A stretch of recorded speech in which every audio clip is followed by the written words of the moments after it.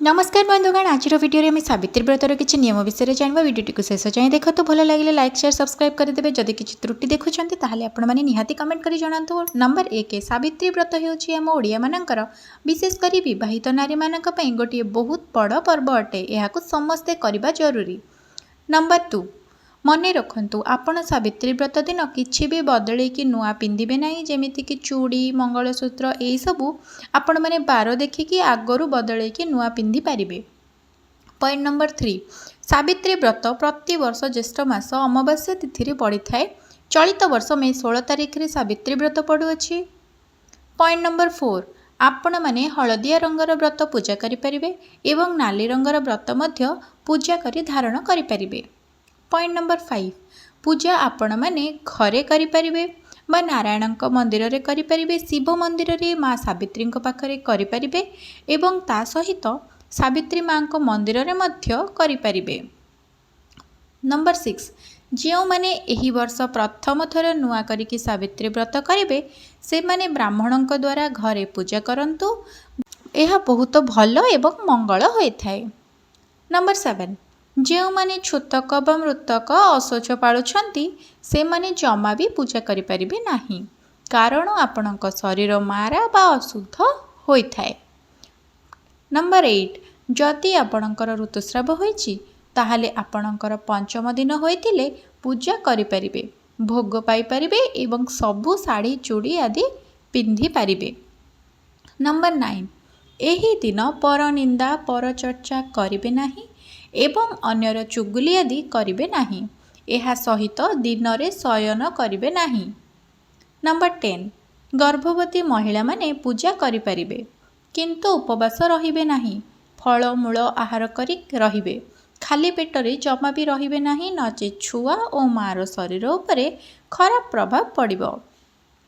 Number 11 जो मानकर शरीर असुस्थ अछि से माने सात्विक खाद्य ग्रहण करि परिबे जेमितिकी पणा सागुपणा ता सहित फलमूल मध्य आहार करें किंतु मन रखिबे रोषेई होइथिबा खाद्य खाइबे नहीं।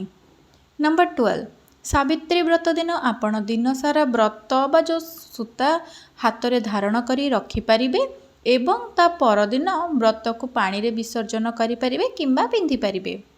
नंबर 13 एही दिन काहाको कटु कथा किंबा खराब कथा कहतु नहीं, एही दिन माँ सावित्री को स्मरण करंतु, प्रभु शिव माँ पार्वती एवं लक्ष्मीनारायण को मध्य स्मरण करंतु। नंबर 14 एही दिन सिंदूर बा श्रृंगार जातीय जिनिस अन्य को दान करंतु, एमिति करिबा द्वारा माँ सावित्री आशीर्वाद करिथांती किंतु मने रखिबे कि आपण निजर व्यवहृत श्रृंगार जिनिस दान करिबे नाही, एमिति कली आपण अखंड सौभाग्यवती आशीर्वाद पाइबे। वीडियोटी को दयाकोरी लाइक कर दियंतु एवं भल लगुथिले चैनल को सब्सक्राइब करंतु। नंबर 15 व्रत आपण पूरा निष्ठार सहित एवं खुशी मन रे पालन करंतु, यह स्वामी बहुत मंगल होता है। नंबर 16 विवाहिता नारी माने मने रखिबे जे सावित्री व्रत दिन कला वस्त्र भूल रे मध्य परिधान करिबे नाही कारण कला रंग नकारात्मकतार प्रतीक, तेणु एही बड़ दिन रे कला वस्त्र ठारू दूरेई रुहंतु।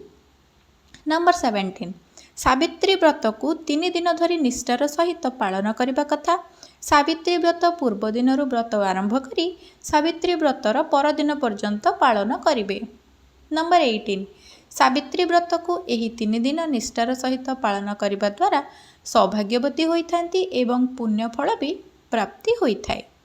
नंबर 19 यही 3 दिन पोड़ा द्रव्य कि आमिष खाद्य पिता द्रव्य कि पियाज रसुण आदि भोजन करंतु नाही एवं ता सहित यही 3 दिन स्वामी स्त्री शारीरिक संपर्क ठारू दूरेई रहिबे, एही सबु पालन करने द्वारा बहुत मंगल होता है। नंबर 20 यही दिन निज गृह रे मिठा जिनिस किछि प्रस्तुत करंतु एवं ठाकुरंक पाखरे निहाती भागरे भोग लगांतु। नंबर 21 नील कला धला चूड़ी एवं तुटी जाइथिबा चूड़ी एही सबु आदि भूल रे भी पिंधिबा उचित नुहे, एमिति करिबा द्वारा स्वामी अमंगल होता है। नंबर 22 पूजा दिन आपण जहाँ भी पूजा करेंगे बा अर्पण करेंगे से सब गुड़िक जमती खंडित न हुए बा भंगा फटा न होइथिबा दरकार।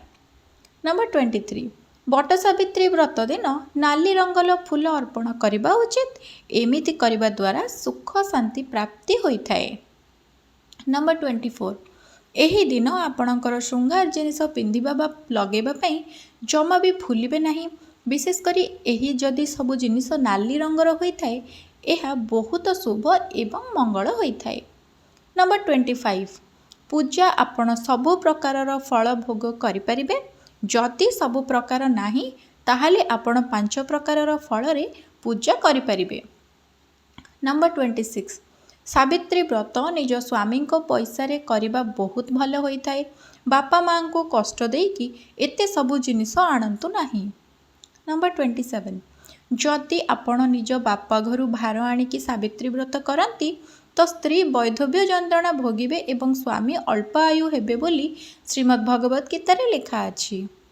ନମ୍ବର 28, ସାବିତ୍ରୀ ବ୍ରତ କିମ୍ବା ଅନ୍ୟ ଦିନରେ ସ୍ତ୍ରୀମାନେ ସ୍ୱାମୀଙ୍କର ପାଦ ଧୁଆ ପାଣି ପିଉଛନ୍ତି।